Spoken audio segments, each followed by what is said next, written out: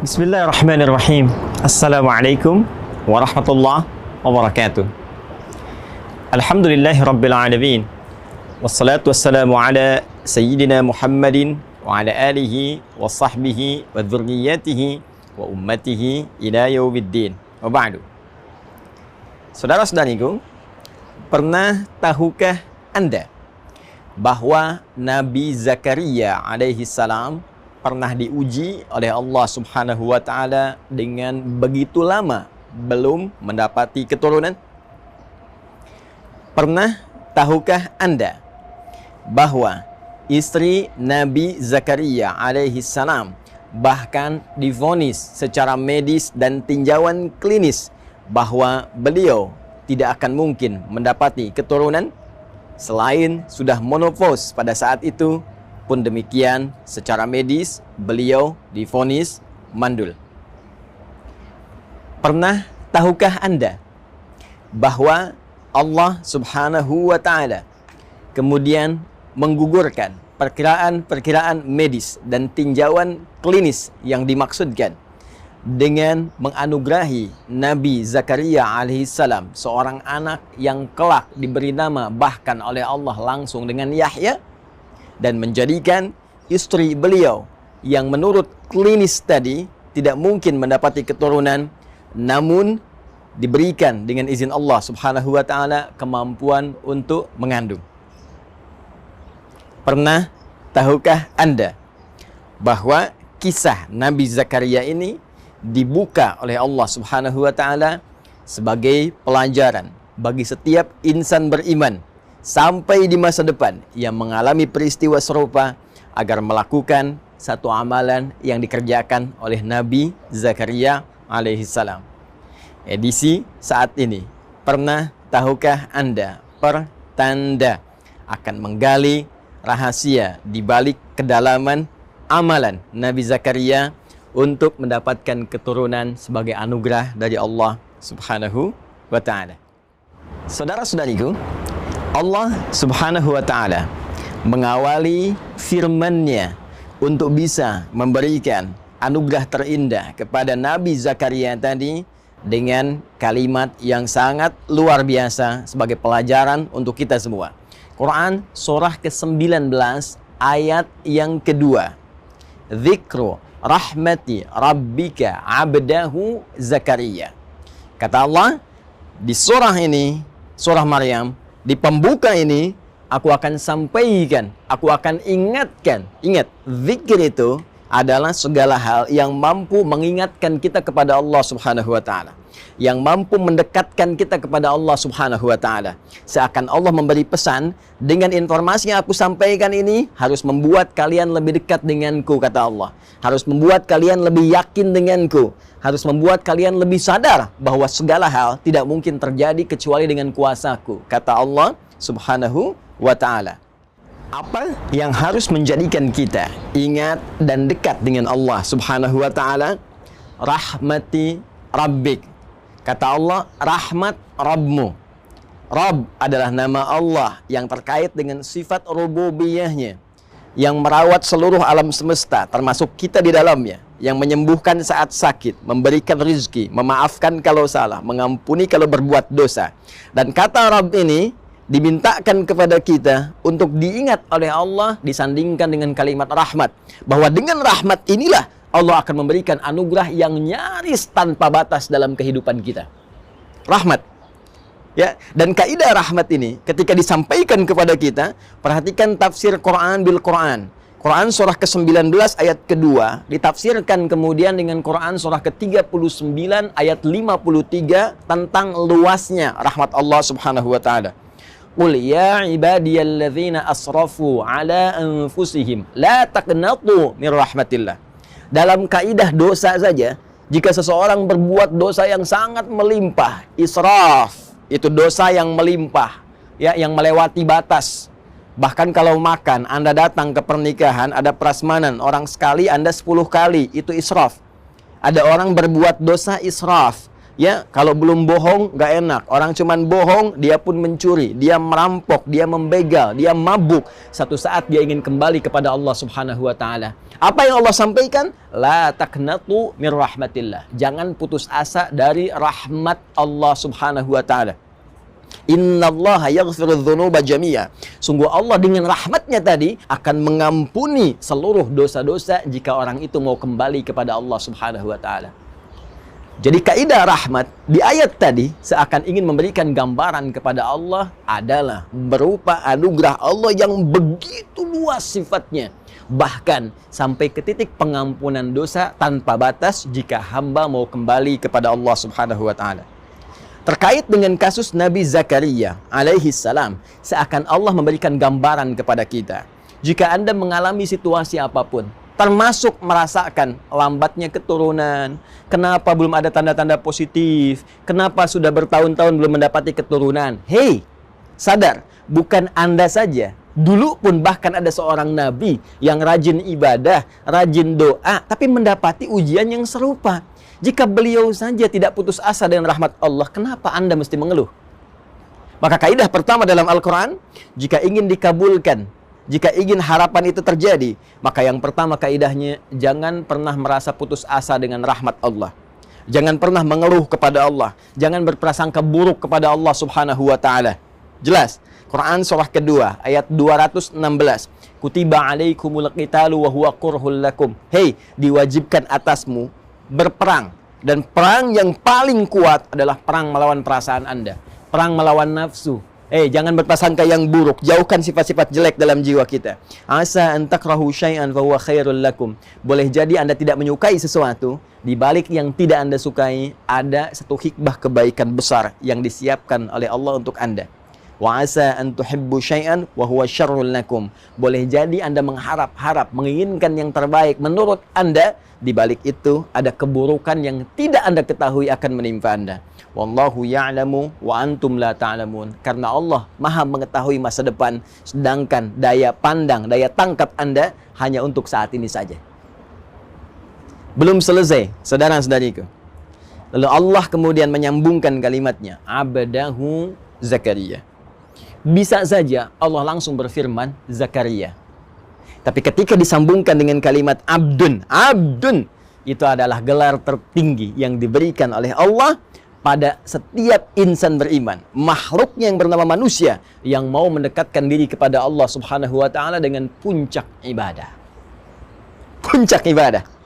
Perhatikan, Nabi Muhammad sallallahu alaihi wasallam ketika diundang oleh Allah dalam peristiwa Isra Mi'raj itu, yang disebutkan bukan gelar kenabiannya, ya ayyuhan nabi. Yang disebutkan bukan gelar prestisius kerasulannya, ya ayyuhar rasul, tapi yang disebutkan kalimat abdunnya. Subhanalladzi asra bi'abdihi laila minal masjidil haram ilal masjidil aqsa alladzi barakna haulah. Quran surah ke-17 ayat yang pertama. Abdun menunjuk pada sifat ubudiyah. Abdun menunjuk pada sifat penghambaan. Karena itu jika Anda ingin mendapatkan rahmat Allah tadi yang tanpa batas, maka tingkatkan ibadah Anda kepada Allah Subhanahu wa taala. Bukankah Rasulullah SAW yang sudah jelas saja surganya masih menunaikan sholat malam, masih memperbanyak ibadah-ibadah yang dipandang hukum sebagai sunnah? Lalu bagaimana dengan ibadah Nabi Zakaria alaihi salam yang dengan itu beliau mendapatkan rahmat Allah Subhanahu wa taala yang merubah seluruh perkiraan-perkiraan medis tadi? Perhatikan kalimat Al-Qur'annya. Kemudian kita lanjutkan ke ayat yang ketiga. إِذْ نَادَى رَبَّهُ نِدَاءً خَفِيًّا. Kata Allah, perhatikan, ingat-ingat, dalami, pahami, ketika beliau tidak pernah putus asa bermohon kepada Allah dengan cara yang sangat lembut, cara yang sangat khusyuk. Maka amalan pertama yang disarankan oleh Al-Quran, langsung dibimbing oleh Allah Subhanahu wa ta'ala yang memiliki segala kuasa. Kata Allah, jika Anda menginginkan rahmatku yang tanpa batas tadi, maka pertama, jangan pernah putus asa. Kedua, tingkatkan sifat penghambaan. Ketiga, awali dengan doa yang khusyuk kepada Allah. Bukan doa biasa, berdoa dengan lembut, berdoa dengan penuh keyakinan. Seperti apa ya Allah? Perhatikan kalimat Nabi Zakaria alaihi salam yang diabadikan di dalam Al-Quran. Qala Rabbi inni wahanal azmu minni washta'ala ar-ra'su syaiba walam akum bidu'aika rabbi syaqiyya. Allahu Akbar. Khusyuk, lembut, halus, dalam. Ya Allah, Rabb yang berjanji merawat saya, menyembuhkan kalau sakit, memaafkan kalau salah, mengampuni kalau berdosa, yang berjanji memberikan segala kebutuhan jika itu memang saya butuhkan untuk maslahat dunia dan akhirat saya. Inni wahanal azmu minni washta'al ra'su syaiba. Sungguh sekarang ya Allah, keadaanku fisik telah lemah, ya, rambut telah memutih, fisik telah letih. Walam akum bidu'aika rabbi syaqiyya. Namun sampai keadaan ini pun aku tak pernah putus asa dalam berdoa. Allahu Akbar. Anda kebayang nggak keindahan kalimatnya, sastranya? Ya, saya ilustrasikan begini. Ada sosok yang sejak berumah tangga dalam keadaan fisik yang masih muda, rambut masih mengilat, itu belum dapat keturunan sampai sepuh, tapi nggak pernah putus doanya. Saya kasih ilustrasi ya. Dan Allah laisa kamitslihi syai', jauh dari apa yang kita gambarkan. Perhatikan baik-baik, saya berikan gambaran. Kalau ada seorang meminta bantuan kepada Anda di depan rumah Anda, dia hanya meminta dalam 1 menit saja. Maaf Pak, tolong Pak, tolong Pak. Apa Anda akan beri? Belum tentu. Sekarang, dia berdiri di depan rumah Anda dari mulai ba'da subuh sampai esok subuh lagi. Maaf Pak, tolong Pak, kasih bantuan Pak, belum makan Pak. Apa Anda juga akan mengabaikannya? Demi Allah saya katakan, jiwa kita sebagai manusia pasti akan terpanggil untuk meresponnya. Jadi kalau manusia saja dengan segala keterbatasannya mau merespon, apalagi Allah yang sangat luas pemberiannya. Jadi cari doa yang dalam. Cari doa dengan bahasa yang menyentuh, ya. Ya Allah, aku telah berusaha seperti apa yang telah Engkau perintahkan, maka mohon kabulkan seperti apa yang telah Engkau janjikan. Jika dengan semua ini belum mampu mengabulkan apa yang telah Engkau kuasakan, ya Allah, maka tunjukkan kepada hamba dengan cara apa lagi hamba mesti berikhtiar kepadamu. Dalam, kan? Dan belum selesai kalimat Al-Qur'annya. Wa inni khiftul mawaliya min wara'i. Dan aku khawatir ya Allah, kenapa aku begitu memohon? Aku khawatir kalau perjuanganku untuk ibadah selama ini tidak ada yang meneruskan ya Allah. Aku ingin ada keturunan yang tiap malam bisa melanjutkan tahajudku, yang Senin Kamis bisa berpuasa sunnah melanjutkan kebiasaanku, yang nanti di akhirat bisa membawa kebanggaan memakaikan mahkota ya Allah di kepalaku, yang nanti ketika aku masuk ke alam kubur ada yang memberikan cahaya dengan izinmu dengan amalan-amalan ibadahnya ya Rabbal Alamin. Aku mohon ya Rabb. Wa kanat imraati aqira. Ya Allah, sedangkan mereka semua mengatakan mustahil aku punya keturunan karena istriku divonis secara medis monofos dan mandul. Fahabli min ladunka waliya. Maka aku mohon ya Allah, ketika mereka seluruh hamba mengatakan mustahil, maka anugerahkan darimu saja yang tidak punya batas kemustahilan. Indah doanya, teman-teman sekalian. Di sini Allah ingin mengajarkan kepada kita bahwa yang pertama, selain kita mencari redaksi doa yang indah, yang lembut, yang menampilkan sifat-sifat rasionalitas kebutuhan kita, pun demikian Allah mengajarkan kepada kita bahwa jika menghadapi situasi di mana setiap hamba berkata ini tidak mungkin terjadi, ini mustahil bisa hadir, ini rasanya tidak akan pernah bisa terjadi, maka pada saat itu Allah ajarkan pada kita, tinggalkan seluruh pendapat manusia, kembali kepada Rabbul Alamin, kepada Sang Pencipta kita, karena pada saat itu Allah ingin memberikan anugerah yang melampaui batas-batas kemanusiaan. Saking pentingnya anugerah ini, Allah ingin berikan sendiri tanpa campur tangan manusia. Awas, pelajari kaidah ini. Ingat, dan ini berlaku dalam situasi apapun, dalam pekerjaan, dalam penyakit, dalam konteks rizki, dalam konteks kehidupan yang kita lalui. Jika ada manusia mengatakan kepada Anda, ini mustahil, ini nggak bisa, ini nggak mungkin, itu tanda langsung dari Allah. Tinggalkan pendapat manusia, segera beralih bermohon kepada Allah, karena Allah akan langsung memberikan anugerah kepada Anda tanpa perantara manusia. Sekarang, bagaimana caranya beralih kepada Allah, meminta seperti Nabi Zakaria tadi? Amalannya bagaimana? Kapan saat tepatnya berdoa tadi? Seperti apa keadaan kita meminta? Tidak tanggung-tanggung. Sempurna seluruh ajaran dari Al-Quran, memberikan sebuah keterangan, informasi, bimbingan, langsung juga dilengkapi dengan contoh. Buka Quran surah ketiga, Ali Imran ayat 38 sampai dengan 39. Allah langsung menunjukkan kepada kita apa amalan yang dikerjakan. Yang saat mengerjakan amalan itu, hadirkan doa yang tadi Anda ingin mohonkan.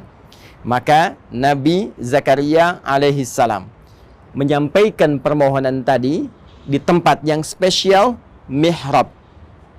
Kemudian berdoa di situ dalam sholatnya. Perhatikan kalimat Al-Qur'annya. Hunalika da'a Zakaria rabbah. Di mihrab itulah Nabi Zakaria kemudian berdoa kepada Allah Rabbnya. Doa yang tadi. Ya, dipersingkat kemudian dengan bahasa Al-Qur'an. Qala rabbi habli min ladunka dzurriyyatan thayyibah. Ya Allah, anugerahkan kepada hamba. Hamba mohon ya Allah.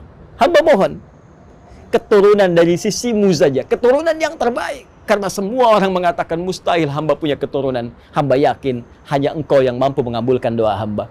Kalau pada yang mampu mengabulkan saja ya Allah, innaka sami'ud du'a, pada yang maha mendengar doa saja tidak mengabulkan, lantas kepada siapa lagi hamba mesti bermohon? Baik, perhatikan baik-baik. Apa yang terjadi? Belum sempat tuntas sholat dikerjakan, belum selesai sholatnya, masih berdiri dalam sholatnya, menyampaikan doa tadi, seketika langsung dijawab oleh Allah. Berdiri bahasa Arabnya qaimun, masih sholat, yusolli, ayat 39-nya. Fanadatul malaikatu wa huwa qaimun yusolli fil mihrab. Maka tertiba kemudian, baru selesai doa, belum selesai sholat, datanglah kemudian malaikat, sedangkan beliau masih berdiri dalam sholatnya, belum selesai sholatnya. Annallaha yubashshiruka bi Yahya. Allah kasih kabar gembira. Istrimu akan mengandung. Kamu akan punya anak. Bahkan namanya langsung diberikan oleh Allah Yahya. Artinya hidup. Yang mustahil menurut manusia akan terlahir dari rahim seorang perempuan yang sudah monofos dan mandul. Bayi yang hidup, kata Allah, tidak ada yang mustahil bagiku. Jadi dan hidup dia. Karena itu, pelajaran selanjutnya, buat mihrab. Tempat terbatas yang membuat kita fokus untuk ibadah. Mihrab bukan hanya ada di masjid sebagai tempat imam. Kenapa imam berada di mihrab? Karena imam selain memimpin sholat, menyampaikan doa kepada Allah, juga dengan adanya di tempat itu, menurut keterangan Al-Quran, akan cepat doanya didengar oleh Allah Subhanahu wa Ta'ala.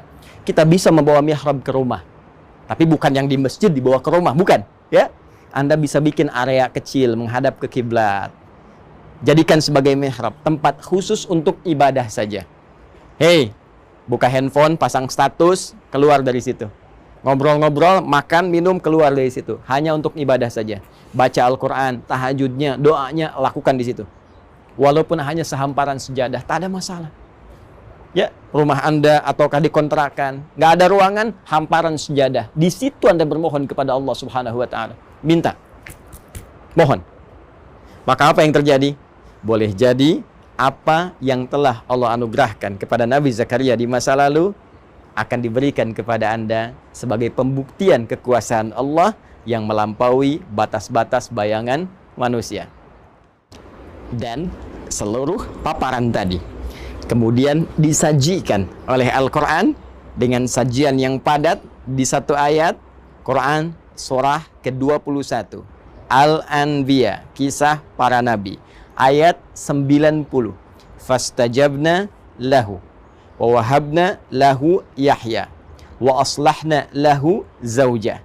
Kata Allah, Ketika amalan tadi sempurna dikerjakan oleh Nabi Zakaria alaihissalam, kami cepat jawab doanya. Kami anugerahkan Yahya untuknya. Dan kami sembuhkan istrinya. Perhatikan kalimat Qur'annya. Kami sembuhkan, perbaiki keadaan istrinya. Yang kata medis mustahil, kata Allah tak ada yang mustahil bagiku. Sembuh. Innahum kanu yusari'una fil khairat wa yad'unana raghaban wa rahaba wa kanu lana khashi'in. Lalu ditutup dengan sangat indah mengingatkan lagi amalan Nabi Zakaria tadi. Apa kata Allah? Kesimpulannya, kalau Anda ingin mendapatkan rahmat yang luas tadi, maka innahum kanu yusari'una fil khairat. Kebiasaan mereka itu cepat merespon segala kebaikan. Maka mulai sekarang siapkan agenda-agenda kebaikan. Cepat, jangan tunda. Setelah dengar ceramah ini, siapkan. Saya malam akan tahajud insya Allah. Saya akan baca Al-Quran. Saya akan berinfak, bersedekah. Lalu di sela-sela amalan tadi, sisipkan doa Anda sesuai kebutuhan yang Anda harapkan. Jika terkait berkelindan dengan anugerah keturunan tadi, cepat mintakan sebagaimana Nabi Zakaria pernah memohonkannya. Ya, dan mereka wa yad'unana raghaban wa rahaba, dan mereka bermohon kepada kami dengan penuh harap dan khusyuk. Maka jangan sekedar doa, jangan simpel saja ya Allah pengen begini, tidak, minta dengan penuh harap, minta dengan khusyuk, ya.